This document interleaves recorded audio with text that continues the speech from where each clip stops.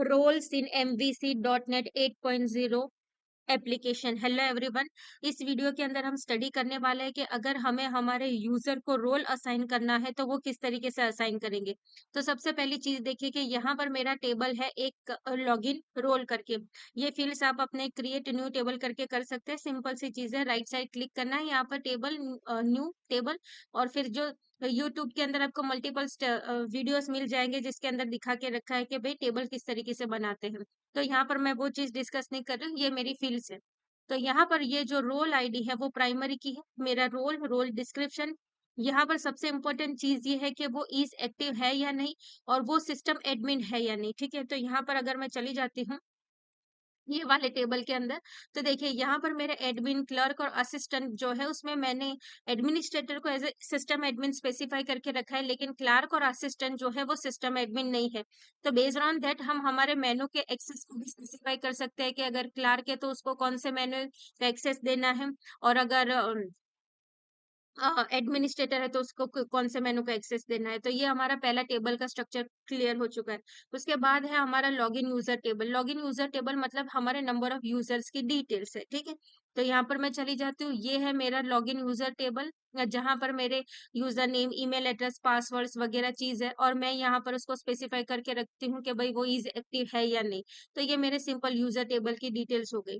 उसके बाद ये सबसे इंपॉर्टेंट चीज आती है कि अगर एक चीज समझिए कि अगर मैं यहाँ पर उसको रोल वाली फील्ड यहीं पर रख देती तो भी चलता, लेकिन उसमें एक चीज समझिए कि अगर एक यूजर है जैसे हर्षिदा है, हर्षिदा को एक से ज्यादा मल्टीपल रोल्स असाइन करने होते तो क्या मैं यहाँ पर मल्टीपल्स कॉलम बनाती? नहीं, उससे अच्छा है मैंने क्या कर दिया, अपने टेबल को ब्रेक कर दिया। ब्रेक कर दिया, ब्रेक कर दिया इन द सेंस क्या किया कि हमने सारे के सारे नॉर्मलाइजेशन फॉर्म को फॉलो करने का काम किया है।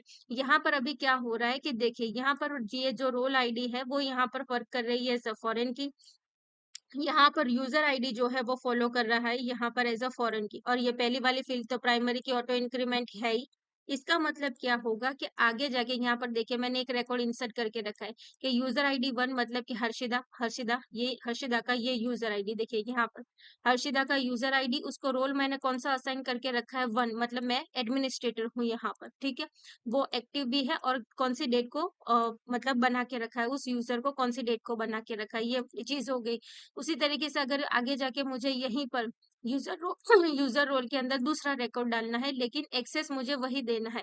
ठीक है, तो यहाँ पर सबसे पहले ये डेट कॉपी कर लेते हैं। अगर यूजर जैसे हर्षिदा ही है, लेकिन हर्षिदा को मुझे रोल नंबर 2 भी असाइन करना है कि वो मैं असिस्टेंट के बेसिस पर भी मुझे अगर मतलब समझाने के लिए, देखिए एडमिनिस्ट्रेटर का मतलब उसके पास फुल एक्सेस है, ये थियोरेटिकली आपको समझा रही हूँ। यहाँ पर इसको मैंने स्पेसिफाई करके रखा है ट्रू। एक सेकेंड ना, कहाँ गड़बड़ हो गई, एडिट टॉप टू 100, हाँ यहाँ पर मैं उसको स्पेसिफाई करती हूँ एज अ 1। तो देखिए यहाँ पर क्या हो गया, कहने का मतलब क्या है कि जब ये वाला टेबल एग्जीक्यूट होगा, ये वाली क्वेरी एग्जीक्यूट होगी यहाँ पर, तो क्या होगा, हर्षिदा जो है यूजर आईडी 1 मतलब कि हर्षिदा जो है, हर्षिदा के पास दो चीज का एक्सेस है, दो रोल का एक्सेस है। एक तो वो खुद जो है वो एडमिनिस्ट्रेटर भी है, एडमिनिस्ट्रेटर मतलब कि सारे एक्सेस आ जाते हैं फॉर एग्जाम्पल, और वो एक तरीके से उसके पास असिस्टेंट का भी एक्सेस है यहाँ पर। ठीक है ना, असिस्टेंट का भी एक्सेस है, अरे सॉरी क्लर्क का भी एक्सेस है। तो बेस्ड ऑन दैट हम यहाँ पर उसको रोल आईडी पास करेंगे, यूजर आईडी, रोल आईडी वो एक्टिव है या नहीं, और हमारी डेट ऑफ मॉडिफाई। तो ये जो हमने टेबल स्ट्रक्चर डिजाइन करके रखा है वो complete first second third normalization form के बेसिस पर हम उसको डिसाइड कर रहे हैं। तो यहाँ पर सिंपल सी चीज हो गई कि भाई हमारा टेबल स्ट्रक्चर एकदम परफेक्टली रनिंग हो चुका है। अब हम क्या करेंगे, लॉगिन पेज डिजाइन करेंगे, और लॉगिन पेज डिजाइन के बेसिस पर हम आगे जाके ऑथेंटिकेशन, ऑथराइजेशन और मेनू एक्सेस का वर्क करेंगे। तो till then thank you very much.